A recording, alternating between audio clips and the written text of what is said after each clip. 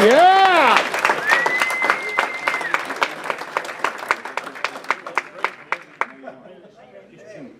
Thanks very much. Thanks for the intro. That's what I've had for a while. Excuse me. Look, I see a lot of familiar faces in the room. I see a lot of people who've spoken to me before. Thanks for coming, everybody. Can everybody hear me down the back of the room? Yes! Can you understand a real southern accent? Look, what I do, I've been going around your country for the last 3 years talking to conservative groups and Tea Party groups, AFP, Republican groups, etc. Your government gives me 90-day visas to visit your country. But I'm very tempted to stay for 91 days because apparently I get a free cell phone.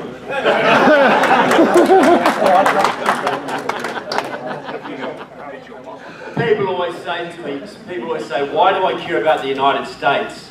And I say there are two basic reasons. The first is straight out gratitude. My country was only saved from invasion by the Japanese in World War II by the massive sacrifice of your fathers and uncles and grandfathers at the battles of Guadalcanal and the Coral Sea at Midway. And that's a very strong memory in my country today. The second reason is related, but it's more selfish. Ronald Reagan had it right, folks. Oh, I can put it on. Ronald Reagan had it right. This is the last best hope for mankind. If freedom should fail in the United States, if you lose your constitution, your liberty, your economic dynamism, and your military superiority, all of which are in grave danger, the bad guys of this planet, I'm talking Russia, China, Iran, Cuba, Nicaragua, Venezuela, North Korea, and their Islamic allies, they will carve up this planet amongst themselves. You see that happening right now. I get emails all the time, folks, from people who say to me, look, if things turn bad, can I come and live in New Zealand? Maybe get a house next to Peter DeFazio's, for instance. I got guests coming for dinner. And I say, look, come down for a visit. You'll love the place, but it's not a refuge, as Peter will find out. You know, a half dozen things. 1,500 miles to the north of my country, lie the beautiful Fijian Islands. Wonderful place, but the Chinese are now training the Fijian military. They're building big hydroelectric dams on the islands. Fiji is a Chinese client state. Tonga is not far behind, as are many of the South Pacific microstates. They're moving into the region big time. Just 2 years ago, the Australian Minister of Defence, and if you're not sure, Australia is a small island off our west coast. The Australian Minister of Defence was up in China for talks, and a Chinese general publicly embarrassed him. He said, now is the time for Australia to choose.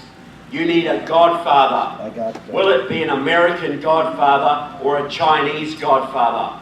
If you are smart, you will choose China, because we are the growing power in the region. Now, he wouldn't have been cocky enough to say that under Bush, even under Clinton, certainly not under Reagan, but he's cocky enough to say it now because he sees the leadership coming out of your White House. And all around this planet, folks, your allies, from Israel to Germany, Britain, Canada, Germany, South Korea, Japan, Taiwan, Australia, they're all freaking out because they see that your president seems to love the bad guys a lot more than he loves them. This is causing huge instability, folks. Japan was never supposed to rearm after World War II, and now they are rearming, which doesn't please us in Australia and New Zealand. But we understand that they cannot trust your president to protect them from North Korea and China. Israel now has its back to the wall. They have virtually no friends left in the region at all because of the meddling of your president, and they may be forced to take desperate measures to defend themselves, and those measures could put us into World War III. Your allies, folks, are backing away from you. You saw where this was going when your president called for support to go into Syria last year. All your allies lined up to help, right? Couldn't wait to get on board, could they?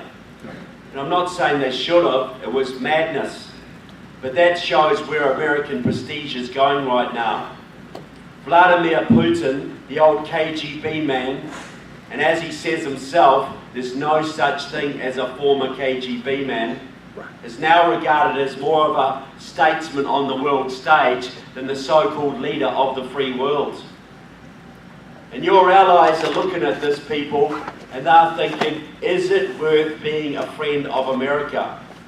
They saw what your president did to Poland and Czechoslovakia. One of his first acts of office was to take away their missile shield, protecting them from the Russians. They saw him abandon Georgia to the Russians. And now they're looking at the Ukraine, folks. The Ukraine is fighting for its freedom. Whoever dominates the Ukraine will dominate Europe.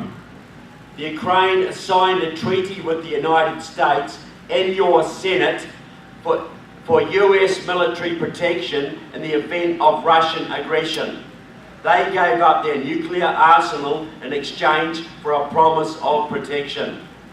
And now that they need it, folks, where is it? So far, Obama has sent them $5 million worth of non-nuclear aid and John Kerry. Which is more insulting, folks. The worst thing that John Kerry would ever do to the Russians is cut off their ketchup supplies. But Obama also instituted some sanctions on some rich Russians to terrify Mr. Putin.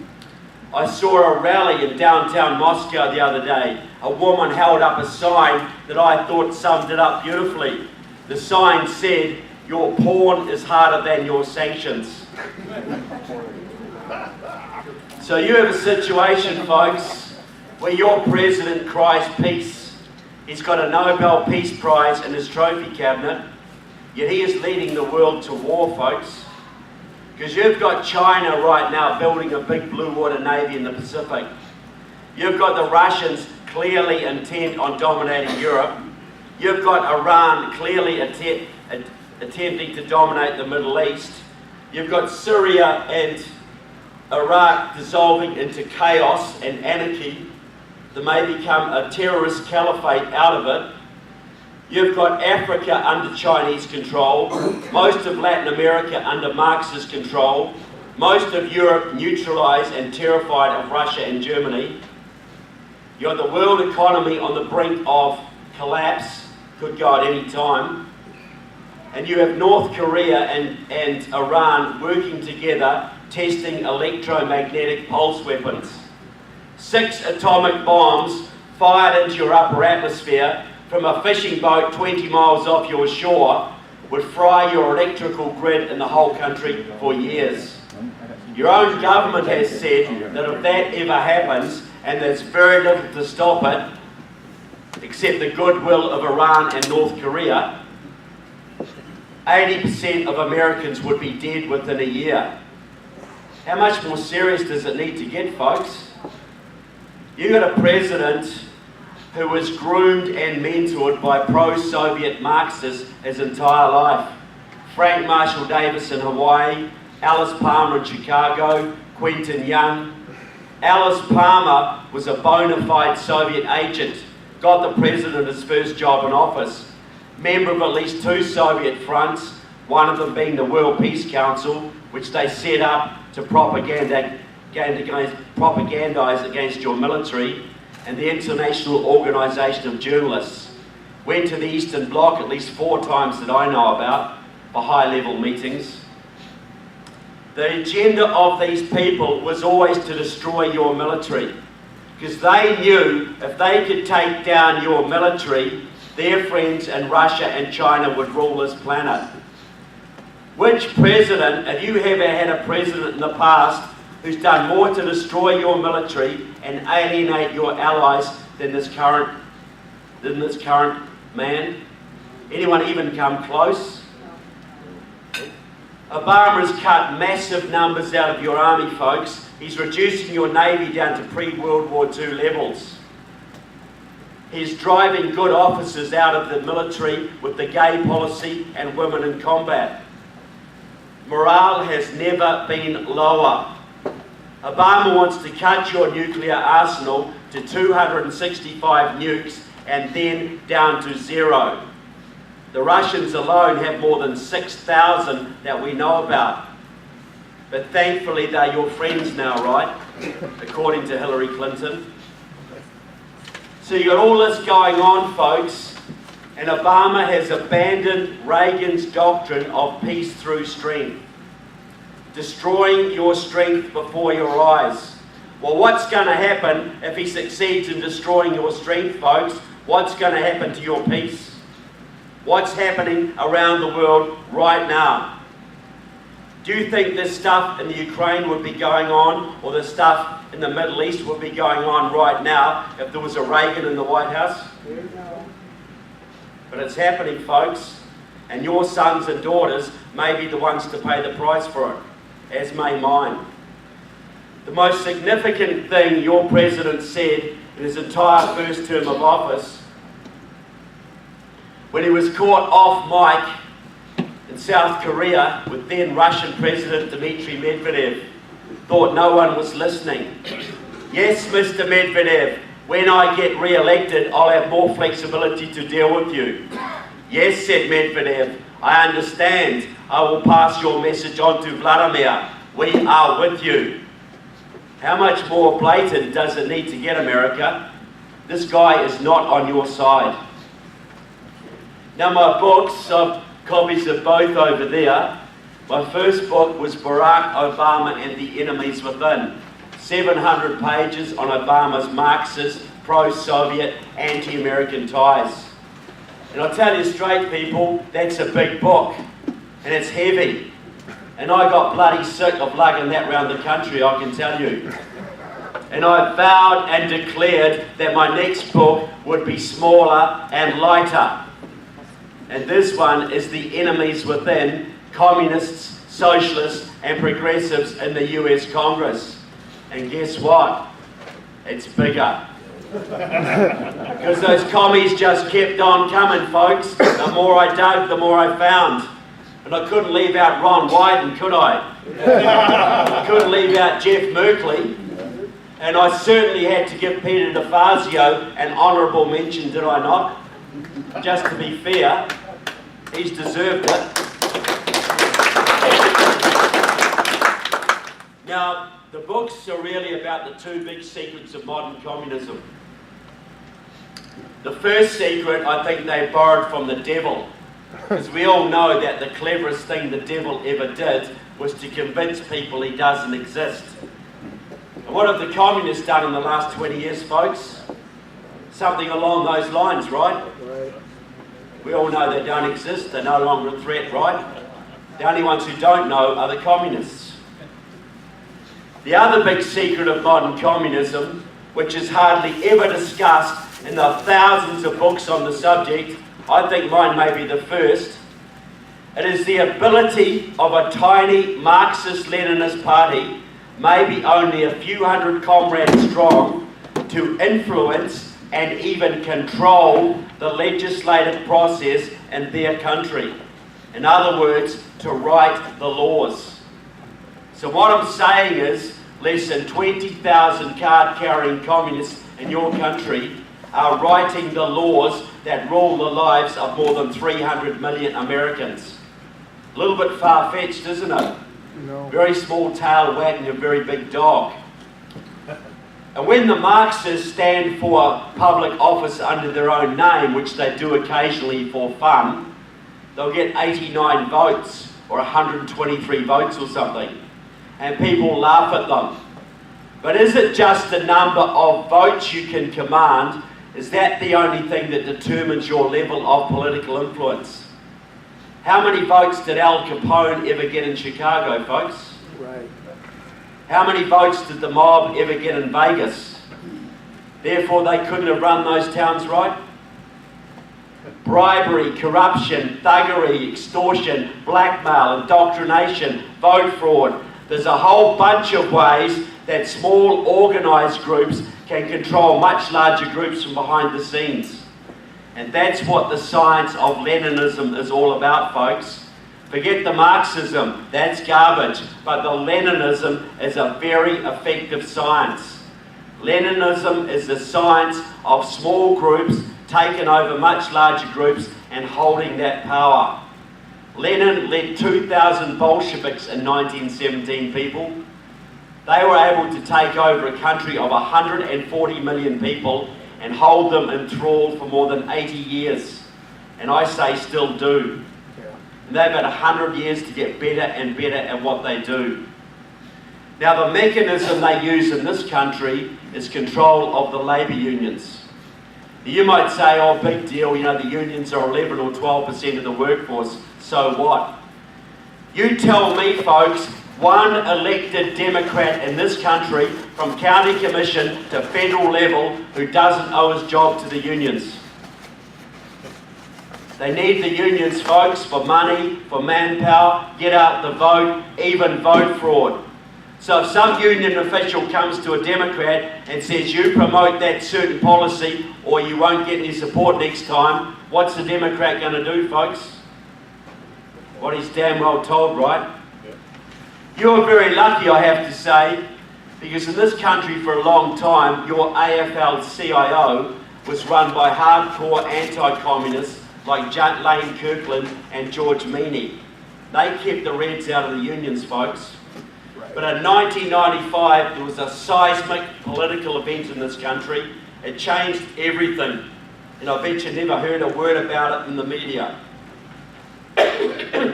That was the year that Democratic Socialists of America, your largest Marxist group, a Gramsciist communist organisation, that was the year they took control of the AFL-CIO. They kicked out Lane Kirkland and put their member John Sweeney in as president. He removed the anti-communist clause from the AFL-CIO's constitution and the Marxists came flooding back. Now they rule every single major labour union in the country. AFSCME, NEA, Labourers, United Auto Workers, AFL-CIO, they own them all. Now what that did was effectively give them control of the Democratic Party. They mounted a purge, they got rid of all the centrists, all the moderate Democrats they could. Joe Lieberman, the senator from Connecticut, was the last one to fall, and now they own that party, folks. The process is very simple. The Marxists set a policy. It might be socialisation of student loans, green jobs, cap and trade, normalisation of relations with Cuba, a New START treaty with Russia, Obamacare. They make that policy union policy and the unions make it Democrat policy.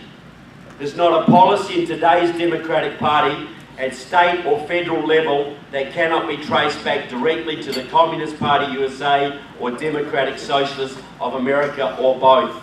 They are calling the shots, folks. Now I want to give an example that I think is very relevant for today. It's happening right in front of our eyes. It's called comprehensive immigration reform, otherwise known as amnesty. Now folks, this has been a very divisive issue on our side of the fence in the Republican Party. You have Republicans telling you that this will be good for the GOP. People like Lindsey Graham and John McCain and John Boehner, who is hell-bent on passing this. Because if you give citizenship and voting rights to 11, 12, 20, 30 million, who knows, illegal immigrants, and they're all going to be so grateful, right? They're all going to become staunch Republicans. Isn't that how it goes?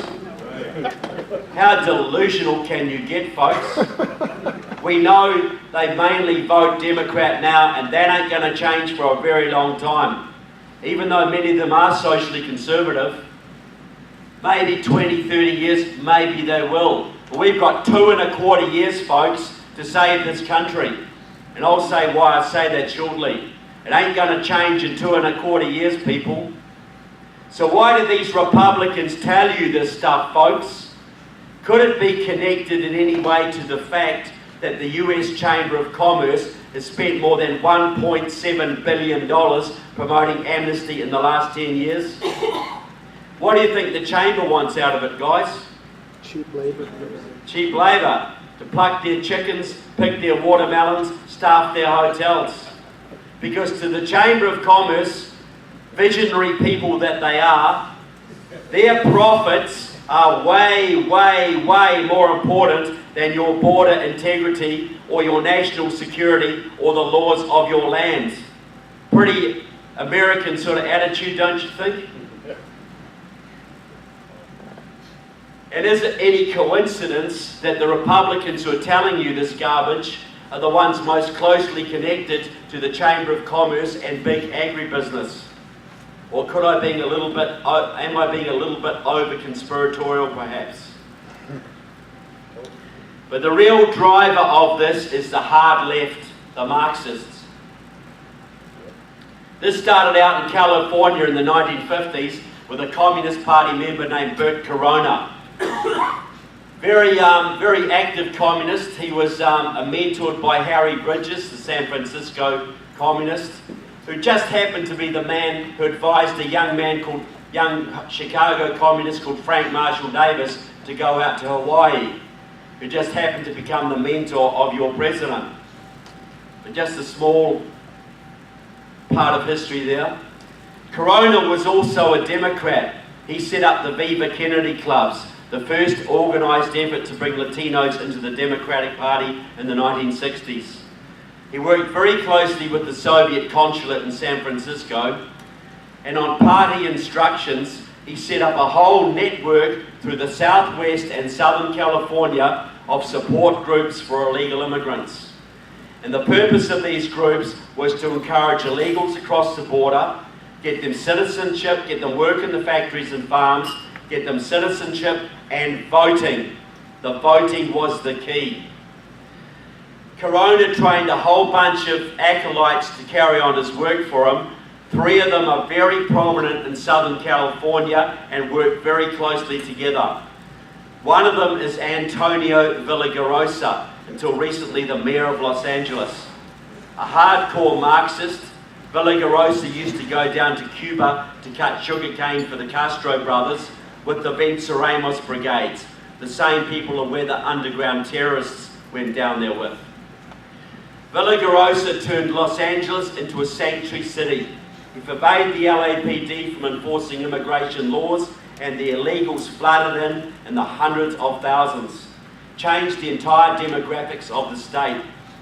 Second member of this group, a Communist Party supporter named Gil Cedillo, until recently the head of the California State Senate. Big time immigration activist. He got the DREAM Act pushed through in California about 3 years ago, which gave all sorts of so-called rights to the children of undocumented workers. Third member of this group, the most powerful woman in California in my opinion, another Marxist, Maria Elena Durazzo, the head of the California AFL-CIO. She is behind the massive union-driven and paid-for Latino voter registration drives and get out the vote efforts that have added hundreds of thousands of new Latino voters to the California rolls in the last 15 years, almost all of them Democrats. The work of these people, a deliberate program guided by the Communist Party USA and Democratic Socialists of America, has turned California from a reddish-purplish state to solidly blue. Totally now in the Democrat camp. Deliberate program. Going out to Arizona. A politician died there 2 years ago, the most successful politician out of that state in decades. His name was Lorenzo Torres, the head of the Communist Party USA's Latino Commission. Worked very closely with Corona, did exactly what Corona did, set up immigrant support groups from Texas to Nevada, New Mexico to Colorado, right across the Southwest. He also organised opposition to any attempt to crack down on illegal immigration. He led the big rallies in Arizona about 3 years ago against SB 1070. That was a battle that fortunately, thanks to the Tea Party, he lost. He also set up movements in Phoenix and Tucson that gave Arizona, one of the reddest states in the Union, 3 Communist Party supporters in their congressional delegation. Raul Grijalva, Ed Pastor, and the freshman Kirsten Sinema, all profiled in my book. The man leading the movement today, however, is a man called Eliseo Medina. I guarantee you've seen him on TV wearing a purple shirt leading an immigration rally. He was until recently the Executive Vice President of the SEIU union, largest private sector union in your country and the one with the biggest Latino membership. He is the man that got the immigration bill pushed through your Senate last year. He has been using his union members all over this country to lobby and rally outside Republican congressmen's offices to get them to flip their vote on immigration to get a bill through the House. Medina is a card-carrying member of Democratic Socialists of America. He's a supporter of the Communist Party USA. He's a former member of Obama's Latino Advisory Committee and was personally consulted by the President before he started this latest push for amnesty. Medina also works very closely with Raul Grijalva, the Communist Party supporter, on immigration issues, and very closely with Luis Gutierrez, the rep from Illinois, who is driving this in the House. Gutierrez is a former member of the pro-Cuban, Marxist-Leninist Puerto Rican Socialist Party. Medina is the man, folks. Now, any current or former union members in the room today? Okay, there's a few here. Question for you. Which organisation in this country 20 years ago was leading the charge against illegal immigration? Against? Unions. The AFL-CIO. Because they very correctly saw that illegal immigrants were unfair competition for union members and would drive wages and conditions out the bottom. So, 2014, which organisation is leading the charge to legalise illegal immigrants? Unions, AFL-CIO and SEIU. So why was illegal immigration bad for union workers 20 years ago, but it's okay now? What's the change, folks? The change is this. Before 1995, the unions were there to represent the interests of their members. After 1995, when they were taken over by Democratic Socialists of America and the Communist Party USA, their job was now to promote socialist revolution. Illegal immigrants are real bad for union workers, folks, but they're great for socialist revolution. The unions are taking their members' money right now and selling them down the river quite deliberately, because the revolution comes first, folks. And it is not easy to get union members to vote directly against their own interests. It took Eliseo Medina more than 5 years of hardcore lobbying inside the AFL-CIO to get them to change their policy from anti-illegal immigrant to pro-illegal immigrant, which he achieved at their national convention in Louisiana in 2000. The Marxists did it, folks. Why does he want it? Why is this his life's work? Well, Medina let the cat out of the bag at a big progressive conference in Washington, D.C. 3 years ago. He got up in front of the comrades and said this: passing an immigration bill is the #1 priority of the progressive movement. #1. We have to get citizenship and voting rights for our 11 million undocumented workers. And did he talk about compassion, or helping the economy, or reuniting families, or the American dream, or giving immigrants a break? Not a single bloody word, folks. All he said was this: in 2008, Latinos voted overwhelmingly for Obama and progressive candidates. If we stand by these people and get them citizenship and voting rights, they will stand with our movement. That will give us at least 8 million more Democratic Party votes. That will give us a governing majority, not just for the next few election cycles, but for the foreseeable future. In other words, forever. Think about it, people. What was the last election decided on? 2 million votes? 8 million more Democratic Party votes, folks. What's the Republican plan for handling that one? The first thing that happens is that Texas goes blue. And you take the Electoral College votes from Texas, your second most populous state, and add them to the Electoral College votes of California, your most populous state, which they've already got through immigration. Do the math, folks, add the totals. It makes it practically impossible for the Republicans to ever elect another president. Ever. One party state, folks. And if you think the Democrats are arrogant now, you imagine what they'd be like with 8 million more votes in their pockets and the Republicans permanently out of office. Would it just be the IRS they send after their enemies? Will this country be like France or Germany? Or will it be like Venezuela very quickly and Cuba not long after? Because that is their intention. That's why they're doing this, folks. Nothing to do with compassion. And you have Republicans, people, telling you this is good for the GOP. These are not stupid people saying this. They can add up numbers. I bet you they know exactly what's in their check accounts. And they're still telling you this. They're still saying they're hell-bent on passing this. They are not only betraying the Republican Party, folks, they are betraying their own country. And they do deserve exactly what Eric Cantor got at the hands of David Bratt. That was the point on that issue, folks. Now, the other thing my book is about is the individuals. Because I think these people should be held accountable for what they're doing to your country, folks. Now, anybody in this room, not counting military, ever applied for a federal government job who is willing to admit it? 2, 3 of you, 4 of you, okay.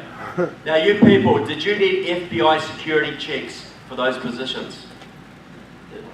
Now I know that most federal government jobs require that, and they can go through your underwear drawers. Check out your family background, your childhood, relatives, education, overseas travel, drug habits, criminal convictions. They can check you out heavily, people. I had a friend who applied for a federal government job 2 years ago, not even a high-level one. The FBI drove to Canada, sent 2 agents to interview his communist uncle. On the strength of that, he was denied that position. And fair enough, folks. This country has enemies. They may try and exploit weak or dishonest individuals against your country. You know, you might be in a position of trust one day. You might be guarding the president, guarding nuclear secrets. You might have the ability to influence public policy in a negative direction. But what if you're a young Marxist radical, say like Barbara Lee or Raul Grijalva or Kirsten Sinema or Patty Murray or Tammy Baldwin or Eddie Bernice Johnson or Danny Davis or Jan Schakowsky, and you hang around with the local communists and socialists, and they control the unions and the Democratic Party, and they can get you elected to Congress, even to the Senate.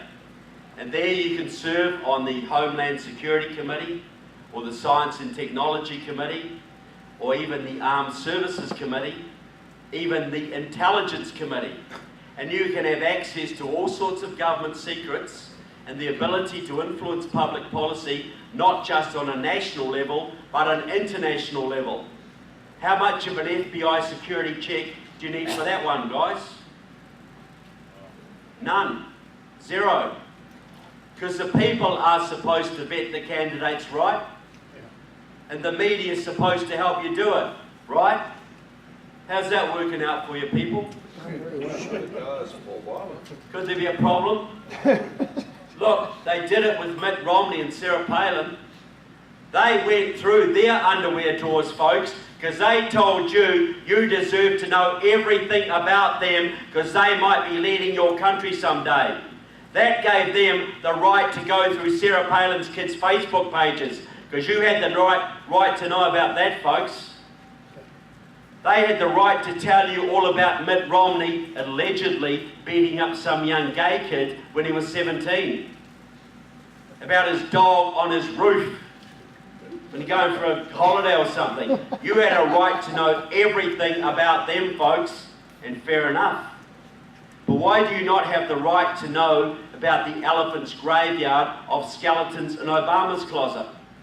Or Barbara Boxer's, or Barbara Lee's, or Maxine Waters, or Eddie Bernice Johnson's, or Sheila Jackson Lee's? Why don't you have the right to know about them, guys? Could there be a little bit of a double standard going on? People, you've got members of the Congressional Black Caucus who go down to Cuba on a regular basis, and I quote Raul Castro boasting about this in my book, how they talk to him about how they're going to change US foreign policy in your Congress to ease trade and travel restrictions on Cuba. So basically they can send more spies and terrorists to your country. What do you call it, folks, when someone goes from your country to an enemy foreign country to help them against you? Is that a bad thing, people? Yeah. Well, why is it happening every day, folks? It's been going on for a while. Any Vietnam veterans in the room today? I knew there'd be some. Thank you, sir.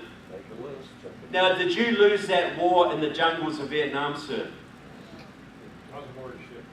Okay. Well, did your troops lose the war in the jungles? Because I understand they won virtually every battle. But I also understand, and correct me if I'm wrong, that the enemy had all sorts of sanctuaries they could go to. Right. There were areas that your people could not bomb, could not chase the enemy to. You couldn't bomb Hanoi Harbour. All sorts of restrictions on your war effort. Is that correct? Yeah, we had to notify the U.S. before we dropped the block. Right. Yep. And when your troops withdrew, your Congress defunded the South Vietnamese military and guaranteed a communist victory. That's right. Is that also true? Yes.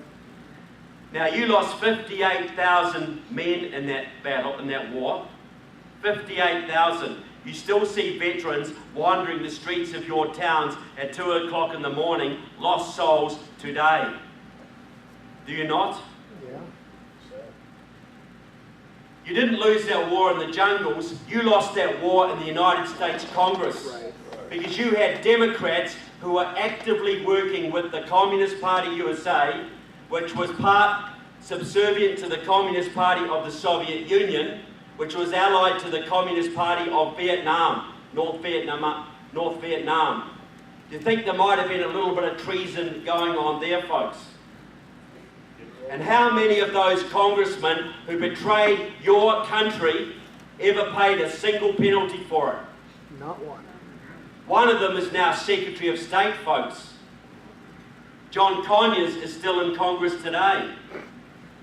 And talking about Johnny Conyers, how many years did he head the Judiciary Committee, the body that writes your laws? What, 80, 100? Been there forever, folks. That body writes your laws. He headed it. It also controls the budget of the Federal Bureau of Investigation. Now that organisation is there to investigate subversives and traitors and radicals. What would happen to the budget of the Federal Bureau of Investigation if they investigated John Conyers' fellow congressman, folks? Pardon? John Conyers has a 50-year history with the Communist Party USA going up to 2013. He's got a 40-year history with Democratic Socialists of America going up to 2014. He's got a 20-year history with the Workers' World Party, a pro-North Korean, pro-Iranian outfit going up to this year. What would John Conyers do to the FBI if they took him on, folks? Or his friends? Can you see the problem there? You got Charlie Rangel, one of the top guys in the Ways and Means Committee, the body that writes your tax laws, those wonderful tax laws you all have to obey. He doesn't have to obey them, but you do. Rangel has a 50-year history with the communist movement, invited Fidel Castro to Harlem in 1995, big pictures in the book of them smiling together, a member of at least 2 Soviet fronts that I know of. You got Rosa DeLauro, one of your very top Democrats, has an office in the headquarters of the Connecticut Communist Party at 37 Howe Street, New Haven. I've got pictures in my book of her hugging her best friend, Joel Fishman, the head of the Connecticut Communist Party, the daughter-in-law of Soviet spy Victor Perlo, and the communists delegated by that party to liaise with the Democrats. You got Danny Davis and Jan Tchaikovsky and Jerry Nadler, all card-carrying members of Democratic Socialists of America. Patty Murray from Washington State, the senator, long-time history with the Washington Communist Party. You got Tammy Baldwin, freshman senator from Wisconsin, long-time member of the Colombian Support Network, a support group for the Colombian Marxist-Leninist narco-terrorists. She's used her position in your Congress on several occasions to try and get US military aid cut off to the Colombian government. If she succeeds in doing that, they will take over, the terrorists will take over that country and will ship even more cocaine here. And Judy Chu, folks, out of California, looks like butter wouldn't melt in her mouth, congressman from LA area. Beautiful haircut, lovely clothes, softly spoken, on Obama's re-election committee, head of the Asia Pacific Caucus in your Congress, head of the Progressive Caucus.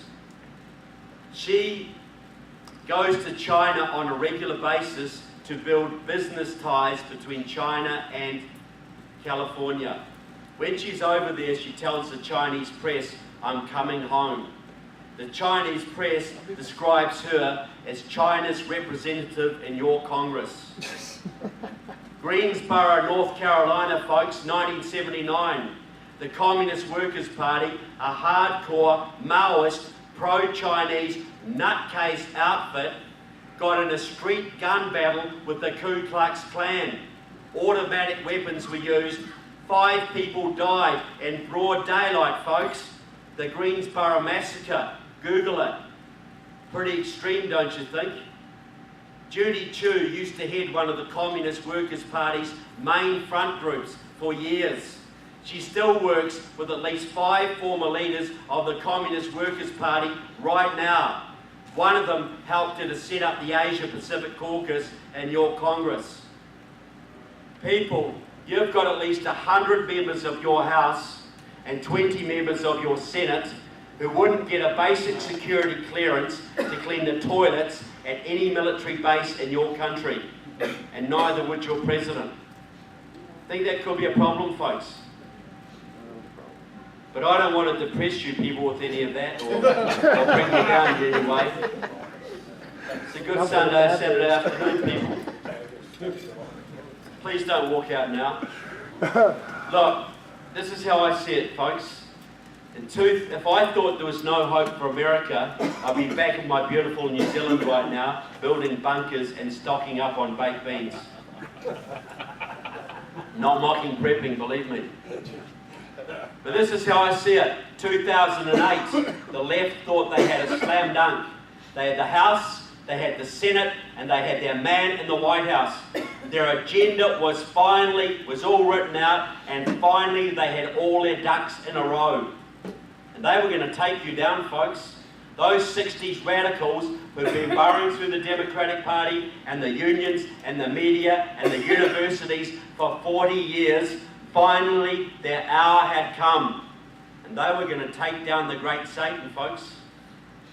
But in 2009 and 2010, something miraculous happened. The grassroots rose up, people.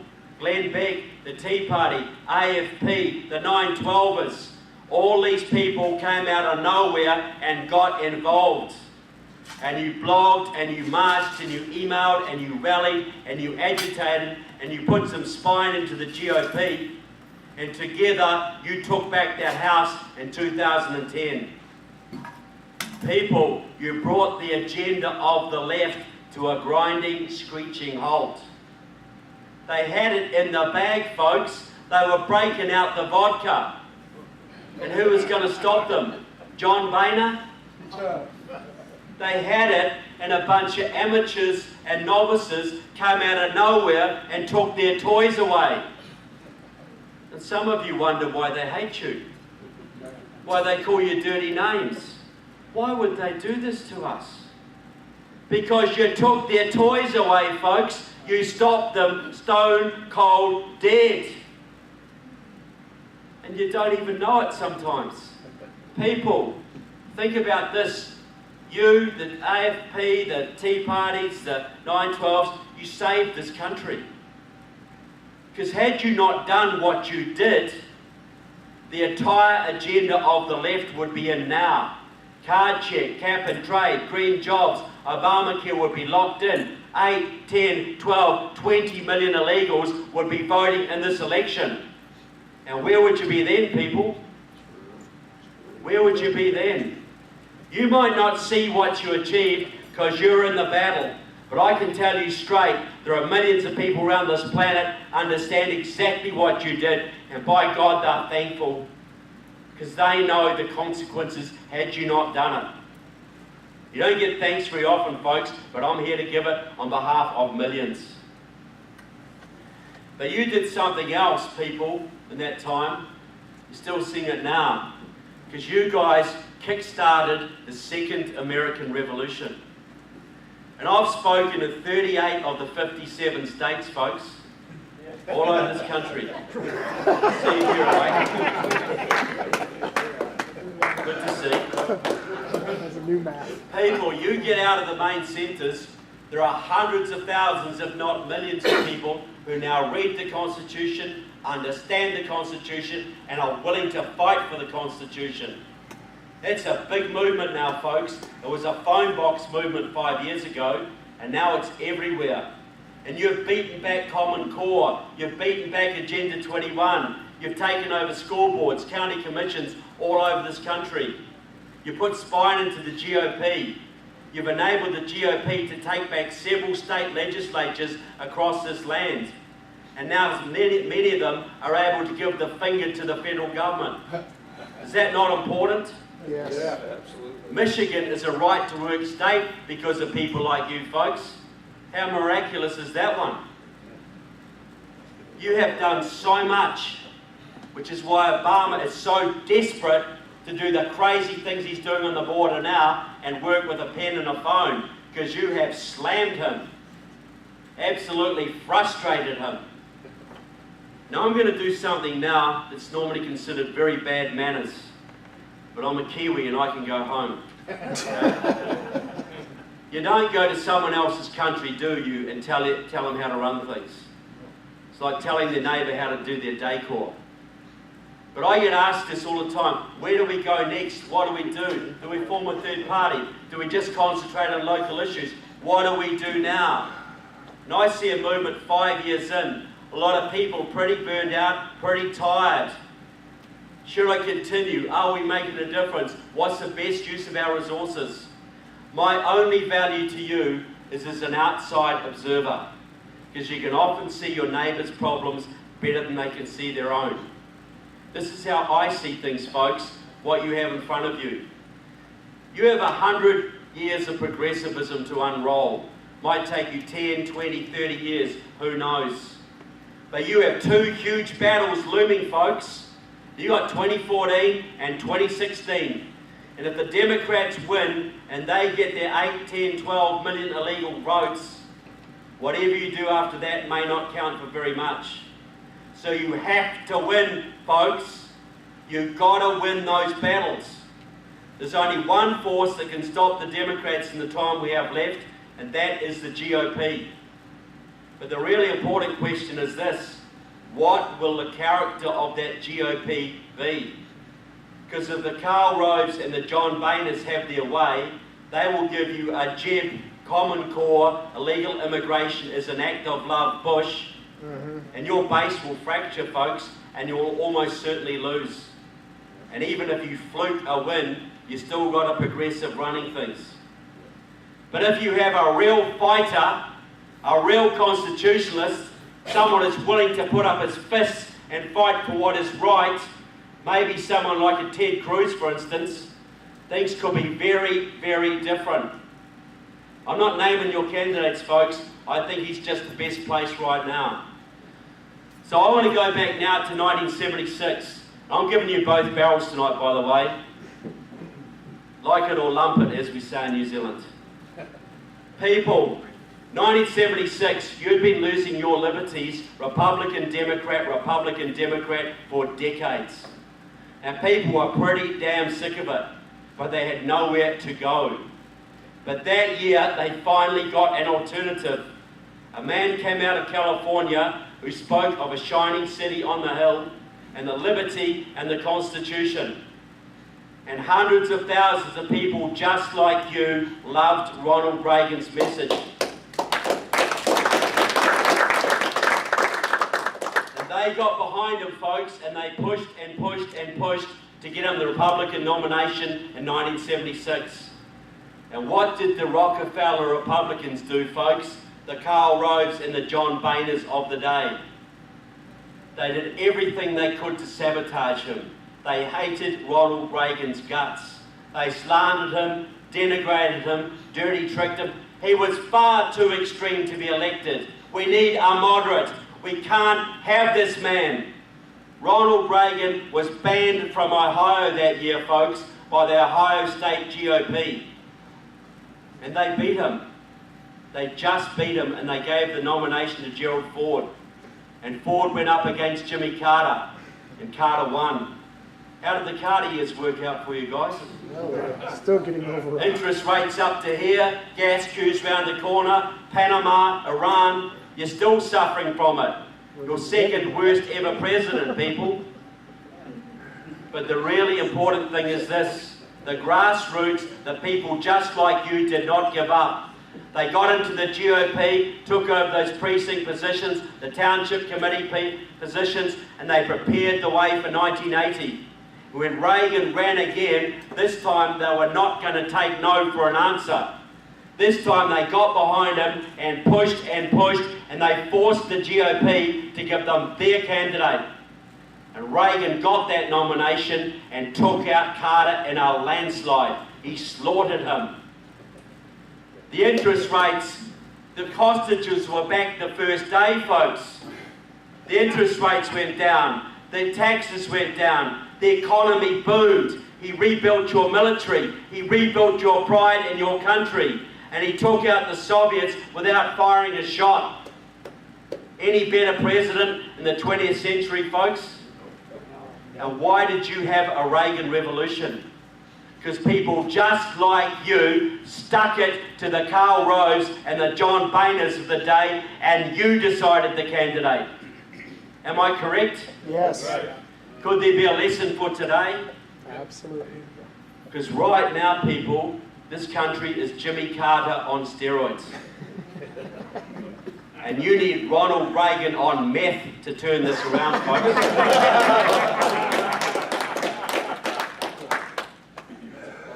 Not just to go where Reagan did, way beyond Reagan. You know you have to gut your federal government and restore your constitution. You know that. But how do you do it? Because Reagan was a genius. He could unite the social conservatives, the fiscal conservatives, and the defense conservatives. Got them all playing off the same song sheet. The great communicator. Well, right now, you may not know this, but your base is very fractured. You got 1 million libertarians who gave their vote to Gary Johnson last time. Right. You got social conservatives, fiscal conservatives, defense conservatives. You got moderate Republicans. You got 2 million GOPers who stayed home last time. And you have several million, maybe 20 or 30 million evangelical Christians who are not even registered to vote. Right. And with all the vote fraud you have against you folks, and the media against you, and the unions against you, can you afford to ignore any element of your base if you are to win and make that victory worth something. Can you afford to lose any of them? No. So how are you going to get them, people? Because it may surprise you, but some of these elements don't like each other very much. But one thing they all have in common is they all want something. All of them are motivated by something, whether it's getting rid of Common Core, or getting rid of the Federal Reserve, or restoring your military, or protecting the Second Amendment.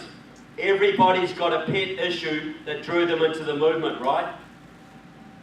So this is what I would do if I was a man like Ted Cruz.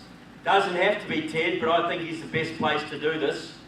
I'd want to run and run early, before the primaries, before Jeb Bush even gets a whiff of power.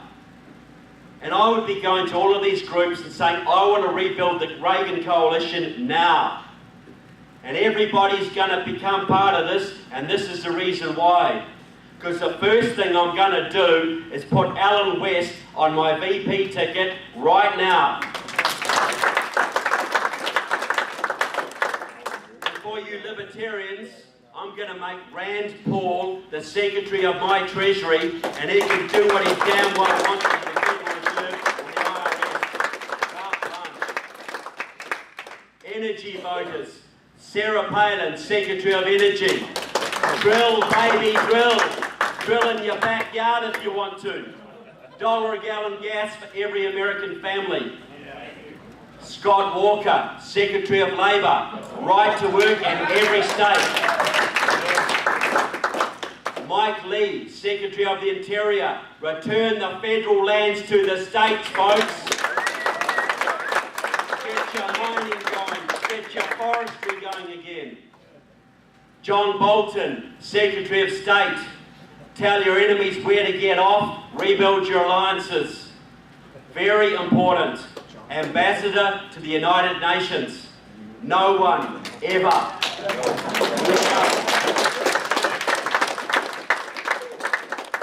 Dr. Ben Carson, Secretary of Health and Human Services. End the welfare culture, folks.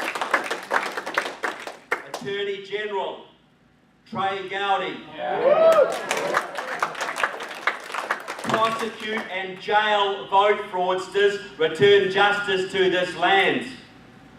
And for the Christians, the millions of Christians who don't care about politics, but they hate the state getting into their kids' heads, they don't want Common Core, they love homeschooling, I would say to them, vote for me and your millions, I'll make David Barton Secretary of Education and your rights will be protected. Fill your whole cabinet, folks.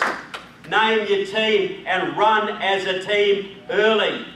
Would you rally to a team like that? Yeah. Would that enthuse you, get you out of bed every morning, inspire you? And would it unify the base, folks?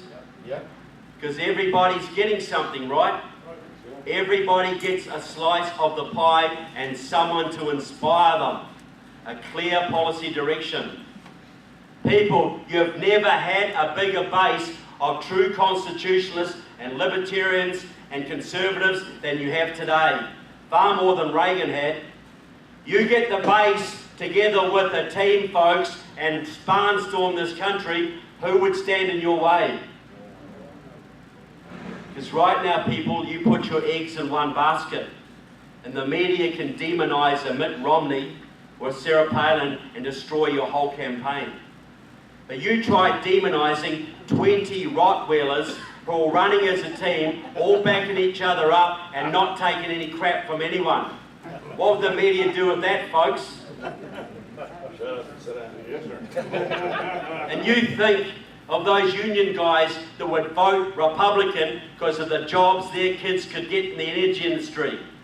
Those liberal soccer mums who would vote Republican because they knew Common Core was going to be done. You think of the crossovers you could get, people, if you took a stand and had a team.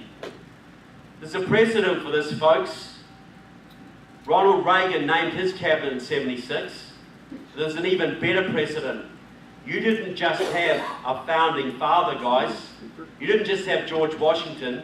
You're George Washington and Patrick Henry and Thomas Jefferson and Benjamin Franklin and James Madison and Samuel Adams. You're a whole team to run that revolution, folks. And they had their egos, they had their conflicting agendas, but they put them aside for the good of the country and the revolution. You run this election with a team, folks, you can have a second American Revolution even better than the first. So what I'm asking from you people is 2¼ years of the hardest work you have ever done. I'm asking for sacrifice, folks. I'm asking for time away from your families who often don't understand. I'm asking for time away from your hobbies, your interests, your sports. I'm asking for your financial commitments. I'm asking for real sacrifice. Because the next 2¼ years is going to decide the fate of not just your country, but my country. Not just your children, but my children. You do nothing, folks, what is going to happen? Your children will live in slavery, people. And victory is never guaranteed. But one thing I can absolutely guarantee you, that if you give it everything you can for the next 2¼ years, you will earn the right to look your children in the eye and say, I did everything I could. What is that worth to you? Everything.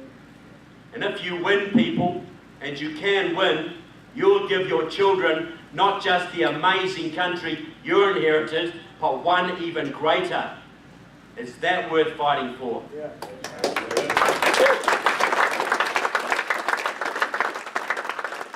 I just want to say to you folks, thank you so much for what you're doing for liberty, for America, for my country. God bless America, and God bless the Coos Bay AFP. Thank you.